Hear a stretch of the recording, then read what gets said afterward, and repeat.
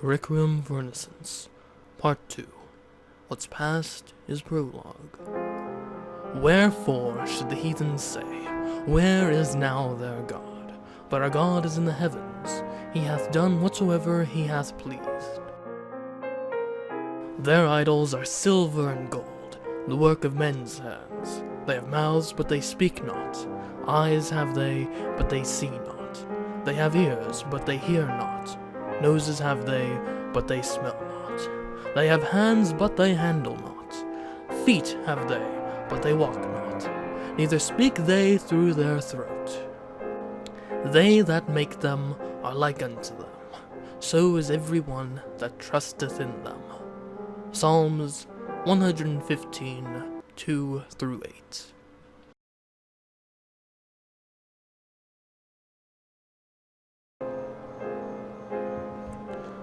'Tis a great shame what happened to Ginevra. The post-revolution merrymaking continued into the wee hours of the morning. After things settled down and the men returned to city, an elderly man calling himself a Dillon showed himself before me. Despite his evident age, the man stood tall and spoke in a clear, confident voice. Looking into his deep sapphire eyes, I felt as though I could see everything he had borne witness to in these walls engraved within them. A Dillon revealed himself as an ally of the revolution and as having been in contact with Ginevra. Had things proceeded as initially planned, she was to take power and build the land anew with my assistance. But great change is never without cost. Nevertheless, I am unspeakably grateful for how swiftly you managed to dethrone the former lord. Without your heroic efforts, we would still... Enough with the ass-kissing. Tell me who you are and exactly what you are hoping to get out of me. No need to be so apprehensive. I assure you, I am more than happy to tell you everything you wish to know. I served as consul to the late Lord Jean-Francois Barnier, and 'twas I who aided the revolution from within the manor's walls, coordinating with Ginevra on the outside. So that'll make you the one who ordered the gates opened for us, then? Verily. Furthermore, I arranged to have a number of the guards turn goats. Well, you did fine work. We would have lost a lot more men without your efforts. I have to ask, though, where were you while it was actually happening? I don't recall seeing you anywhere. I took the liberty of finding myself shelter. How fortunate for you to be able to kick back and watch, only to crawl out of your hole after we relieved the Lord of his head. Might you perchance be suggesting this old bag of bones take up the blade? I would only serve as an impediment to your success. 30 years ago, mayhap, but hardly could I point a sword straight today. Or perhaps you would say that I, as a supporter of your cause, should have been present for the occasion regardless. But of little aid, I would have been merely dying a fool's death, becoming naught but another body upon which the living would tread. You're skilled with your words, old man. Of course. 'Tis my job. There is but one service I can provide you. My knowledge. Knowledge? Meaning you intend to continue to serve as the Lord's consul? For what other reason would I lend my hand to this revolution? You expect me to just take your word to trust you? Surely you're aware that you cannot rightfully govern this territory without the acknowledgement of the neighboring counts and the king. I have knowledge and connections which would prove invaluable in establishing you as legitimate and qualified to inherit the throne. Yes, I know. I did not saunter into your blinds. I still hadn't figured out how I would accomplish that, but... Wait, I recognize you from somewhere. I remember. You were here during the revolt 3 years ago. You're the one who helped Barnier escape. It was indeed I. That's all the more reason not to trust you. You sat back and watched, not a damn peep, as the clown of a lord left his people to rot. Like hell I'm letting you be my counsel. You are an astute young man, but still far too green for your own good. And you fail to fully separate yourself from your old life. Excuse me? I assure you, I was no more fond of Lord Barnier's predilections than you. But as I am sure you are aware, he was quick to send his opponents off to the gallows. And he would be no more merciful to his counsel than a slum dweller. My objections would have ensured but one thing: a swift, meaningless death. So this guy, Odilon, he is a strict pragmatist, it would seem. Potentially useful, potentially dangerous, though. Moreover, you knew it was not yet the time, and stayed your hand, nay. I, too, had reached the same conclusion, and was awaiting the appropriate time. The perfect time to rearrange the board. You must dispense of the childish emotion that controls you. Act exclusively in service of that which most benefits you. And you cannot do so without someone to guide you.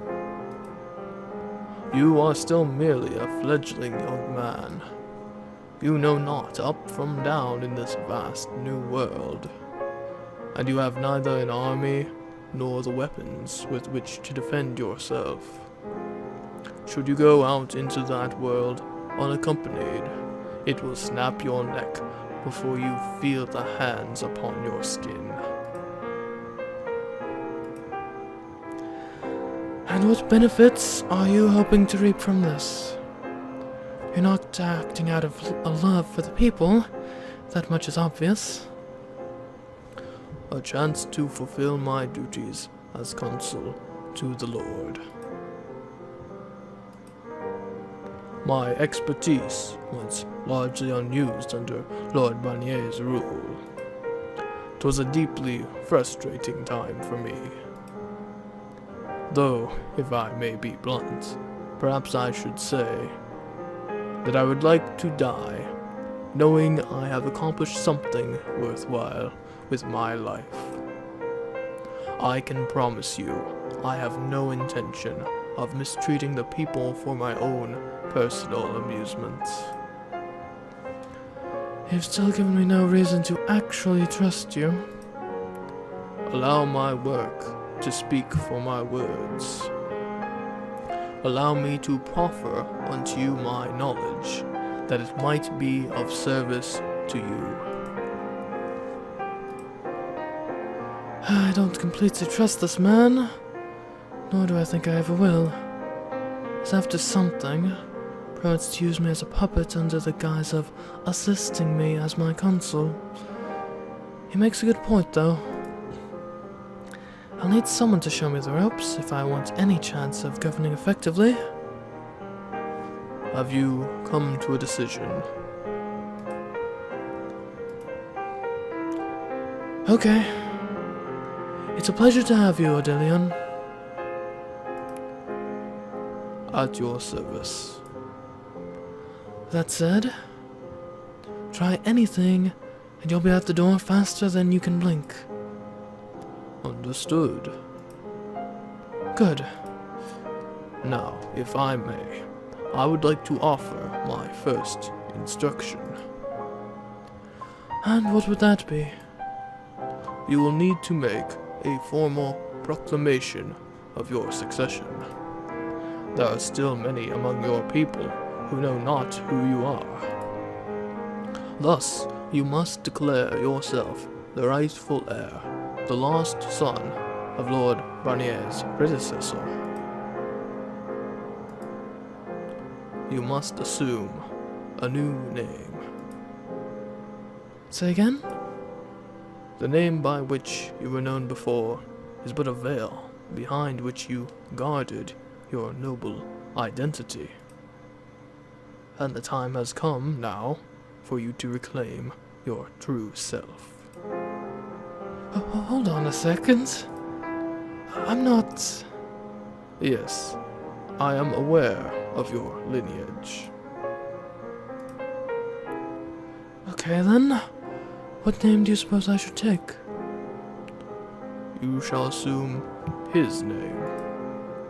Jean Francois Barnier. Is this some kind of sick joke? You're insane if you think I'm taking on that psychopathic killer's name. On this green earth would I ever want to call myself after the man I dethroned? Among the nobility, names are oft passed on from father to son, from brother to brother. But why his name? A name associated with fear and tyranny. Are you trying to hobble me before I take my first step? You will remove the stain his deeds have left upon the name. Lord Barnier killed his father, brothers, and all their families and attendants, as Ginevra likely told you. Why do you suppose he killed them? Are you mocking me, old man? He killed them because he was a damn madman. Lord Barnier was not the rightful heir. Excuse me? He was merely a stand-in, to be disposed of and quietly replaced when came the time.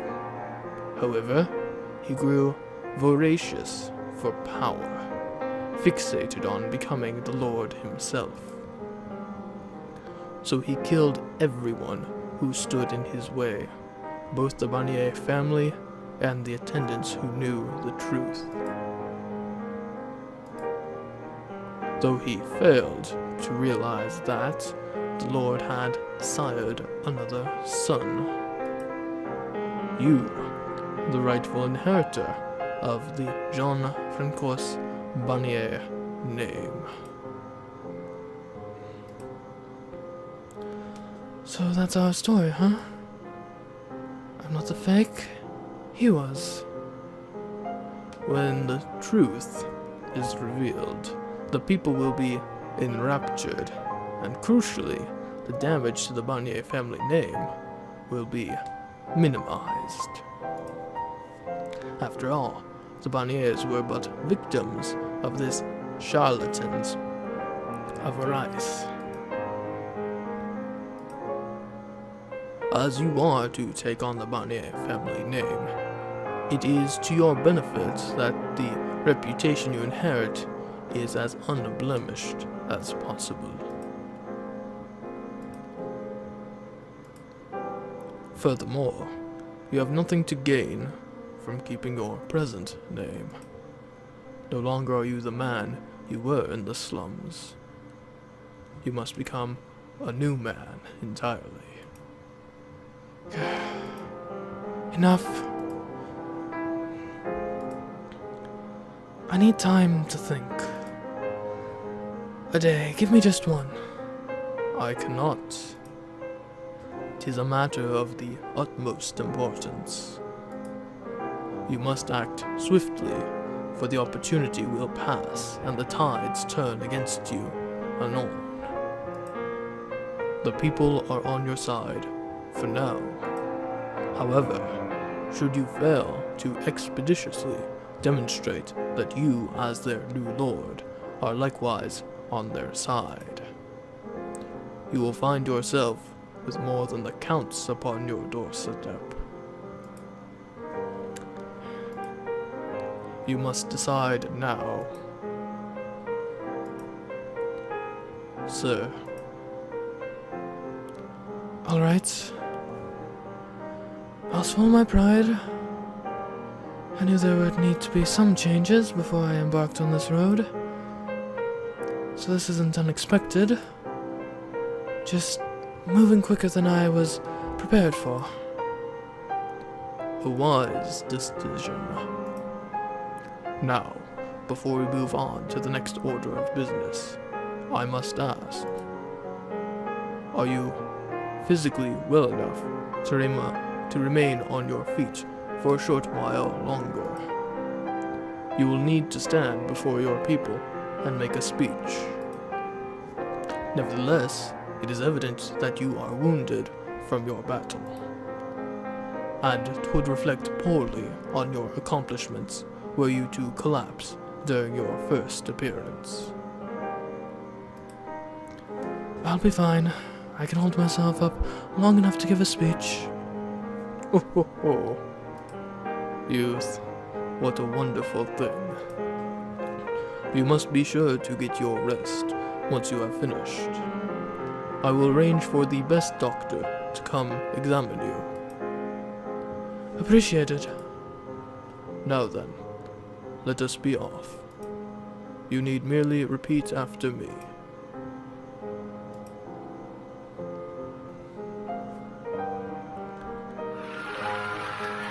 Hi! Did you hear the new Lord's speech? Barnier was a fraud this entire time. What? No way. But God, I should have skipped work and gone down up to the manor to see it. Still got a chance. Go down to the square. The town crier spreading the word of the whole thing. Did you hear? The new Lord led the charge on the revolution. And he was the real Jean-Francois Barnier? I heard. I was there for his speech. He's so young. And he's young eyes to boot. They say he spent years living in the slums hiding his true identity. That must have been so difficult for him. At long last, we're free from our suffering. Free from the terror of Lord Barnier. Cheers for the new Lord.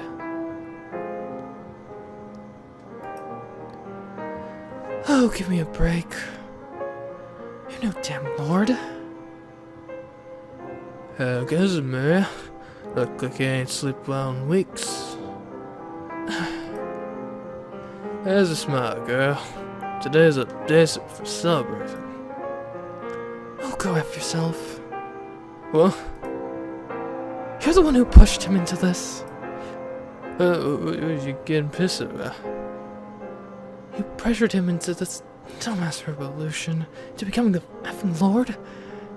Whoa. That ain't what happened at all. Jacopo's the one who proposed the whole thing. Bullshit. He was trying to talk sense into you at the Midsummer Festival.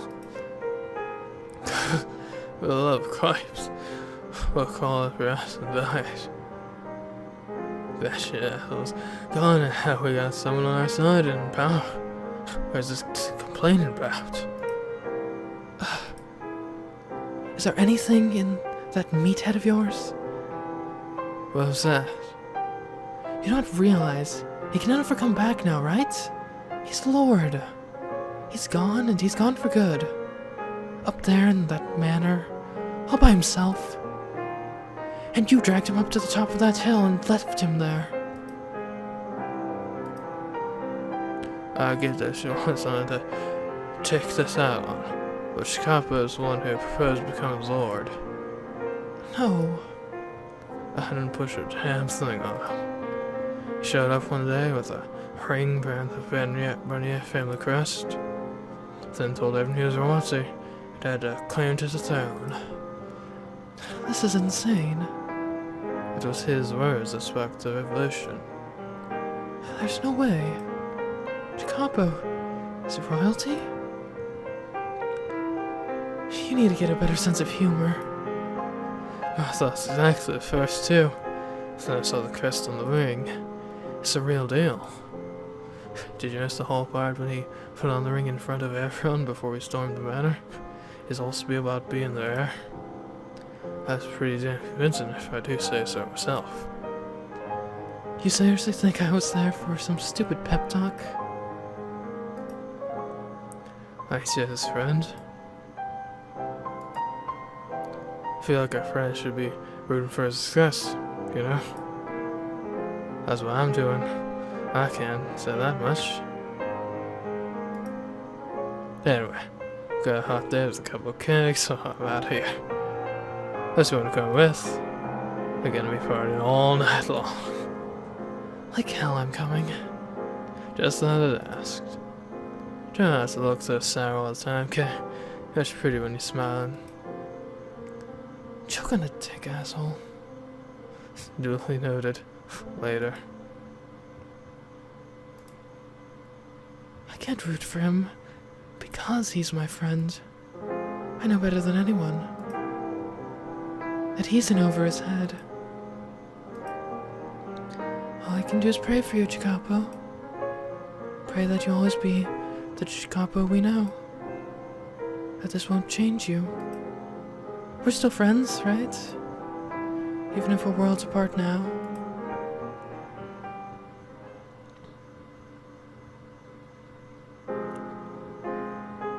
After giving me just enough time to recover, Odilin quickly got to work, instructing me in everything I needed to know to be a lord. My first priority was to revitalize the city, cleaning up the mess my predecessor had left it in. As much as I wanted to ensure that everyone had food and water, it simply wasn't possible to make happen overnight. We would need to significantly expand our farmland, build additional granaries, repair existing irrigation canals, not to mention crack down on crime and disorder. There was so much to do, it was almost dizzying. But the last thing I had time to do was wine. That said, none of it could happen with a snap of the fingers. It would take time and manpower, which meant we would have to use existing stores in the meantime. I asked the people, particularly among the upper class, to relinquish ownership of their stockpiles for me to redistribute among the population. That would allow everyone to make it through the transitional period, I figured. Naturally, though, not everyone was happy with the arrangement. But the cries of dissatisfaction were drowned out by cheers of support when I explained that it was for everyone's sake, that we would need to band together to carry the whole city through what would be a rocky transition. As I was patting myself on the back for a job well done, Odilin shook his head and said, "'Twill hold a year at most." We have enough stores to last at least 3 years, though. So if we want to be extra safe, they will set your manor ablaze long before the stores run dry. Excuse me? Why would they? I'm obviously doing everything in my power to revitalize the city. And I was the one who freed them from the claws of the tyrants. The people see only results. Though they accept your promises of improvement now, if in a year's time they do not see those words bear fruit, their trust in you will wither away. That you came from the slums is viewed now as a heroic rise to power, but your past will soon be turned against you, used to delegitimize you. You must produce for them tangible results. God, I knew this wouldn't be easy, but still, it warms my blood to think my predecessor sat around on his ass all day. Did he even accomplish anything in his entire time as the Lord? I can think of only one truly positive effect of his regime. His support for the arts. His what? Surely you have seen the numerous pieces of art adorning this manor's walls. He would often treat himself with works from the finest artists and artisans in the land. Oh, you mean all those paintings and vases and fancy drapes? Bunch of worthless junk, every last bit of it. None of it will do anything to fill the people's empty stomachs. It would seem you understand not the value of art. Well, I did grow up in the slums. Do you know what purpose art serves? To make you feel better? It's nice to have around, but not much more than that. Bribes, my boy. Those who hunger for power similarly hunger for ways to flaunt it, and the singularity of a piece of art fills that role. Some have a genuine appreciation for art, others merely use it as a tool. But nonetheless, skilled craftsmen, artists, and their work naturally gravitate towards those with power.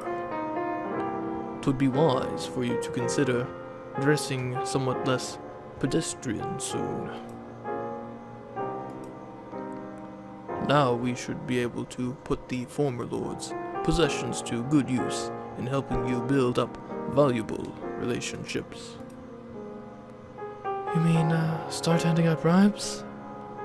Indeed, but remember, they are negotiation tools. You must use them where they provide you the greatest returns.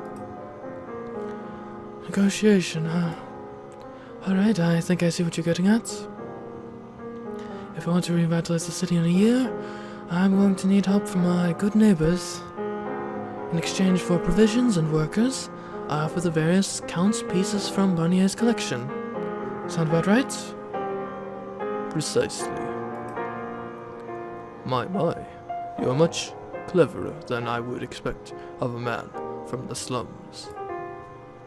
No, if only you would become accustomed to this manner of thinking, you could become a fine leader in short order. I appreciate the concern, old man. I will dispatch messengers and arrange meetings with the Count so we can begin anew.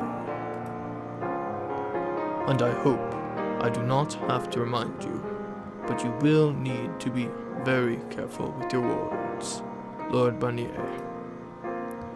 Yeah, I know.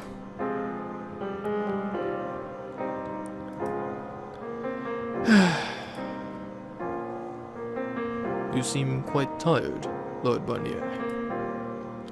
You think? Every day I have to go meet with someone new, and I spend all my travel time learning how to read and write. It's enough to exhaust anyone. 'Tis necessary, nonetheless. Illiteracy will only. Yes, I know. You said I look tired, and I'm telling you why that is. I never said I had a problem with it. I overstepped. My apologies. Your diligence has been invaluable in earning the Count's favor, Lord Barnier. They think quite fondly of you. Is that so? Because that's certainly not the impression I'm getting.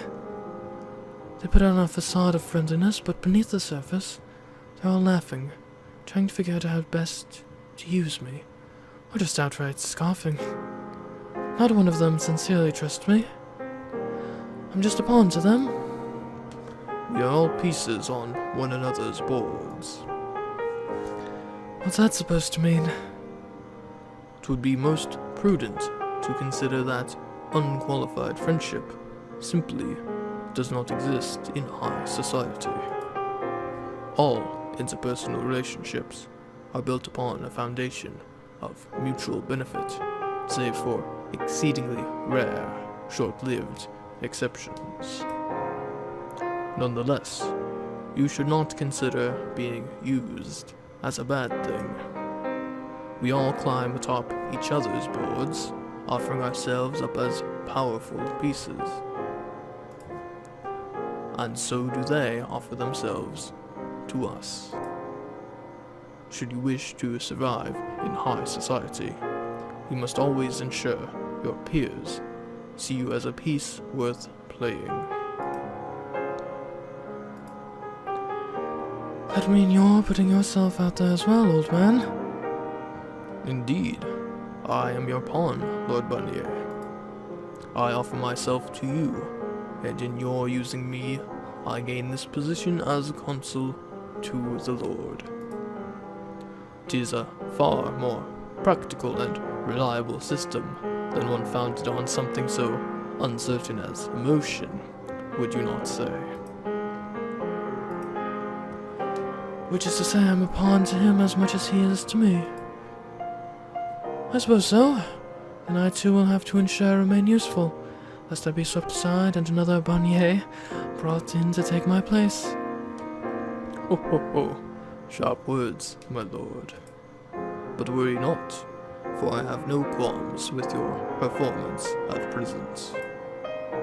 Now, Lord Barnier, we must discuss your next. Hold on a sec, would you? Yes, sir? Do you mind not calling me Lord Barnier in private? I can understand why you'd want to keep up the charade even when no one's looking. But frankly, I'm just not comfortable with it. Very well. Then, my lord, it shall be. Can't say I'm surprised he won't use my real name, but still. Yeah, that'll do. Thank you. Not at all. Now back to business, my lord.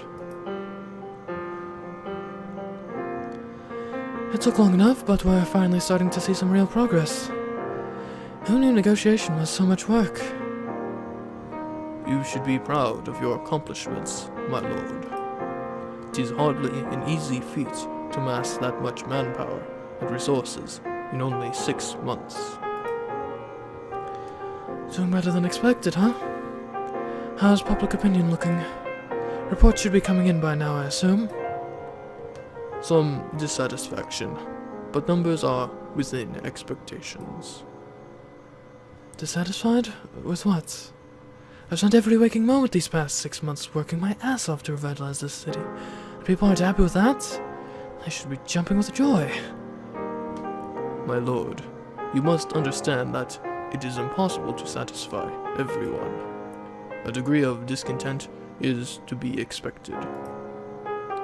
Even so, it should be blindingly obvious how much better I'm doing than the previous basket of rainbows and kittens. All is forgotten on the gentle ebb and flow of time.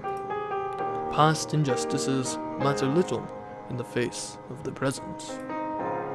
It hasn't even been a year. The people do not genuinely care about you, nor will they ever. They may sing your praises one day, and forget about you the next. I believe we have been through this before. Sure, there's someone out there who gets it. That is wishful thinking, my lord.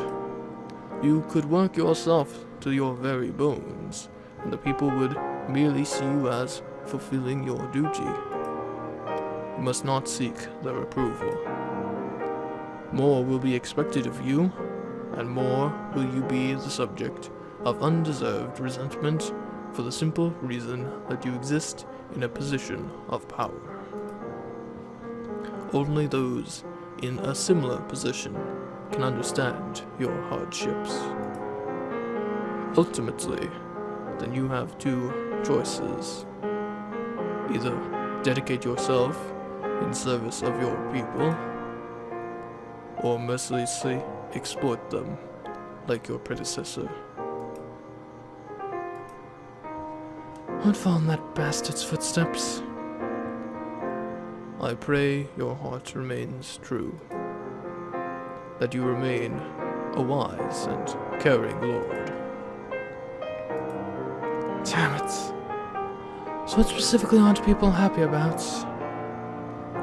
The foremost is food shortages. This was anticipated, and all we can do is ask them to persevere. The second comes from the upper class. Go on. They are quite naturally displeased about being made to surrender their stockpiles. 'Twould be prudent to offer them